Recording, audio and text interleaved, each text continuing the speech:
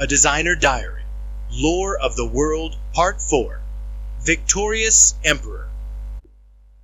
The death of Ngô King plunged the country into chaos. In AH 419, just days after the king's passing, tensions erupted between the court officials of Thiên Đô and the Dragonheads. The officials preferred to leave the throne vacant and instead rule collectively under the banner of Nguyệt Minh as a high council. But the Dragonheads grew suspicious, believing they were being used as pawns in a silent coup. In retaliation, they unleashed their bloodthirsty armies on the heavenly capital.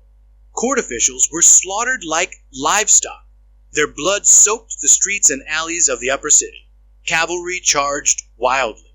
Soldiers pillaged at will, and soon the streets of the lower city were littered with the bodies of peasants. In just 3 days, the once proud capital lay half in ruins. Any dissenting voices among the officials had been violently silenced.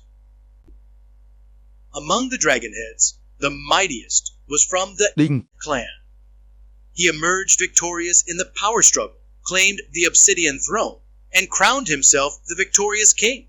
But the other 11 Dragonheads refused to recognize his authority. That very night, they fled the capital, leaving their troops behind. Back in their respective fiefs, they raised fresh armies, and like mushrooms after a spring rain, 11 new kings rose to power. The victorious king, enraged by this betrayal, ordered the execution of every squad captain left behind by the fleeing Dragonheads. Their severed heads were preserved and sent back to their homelands. This act of provocation only escalated the conflict. The Dragonheads responded by beheading the messengers and formally declaring war on the heavenly capital. In AH 422, the victorious king launched a southern expedition. He crossed the Red River, shattered the alliance of 6 southern Dragonheads, and conquered their lands in a single decisive campaign. Seizing the opportunity, the 5 Dragonheads of the north mounted a surprise attack on Thiên Đô.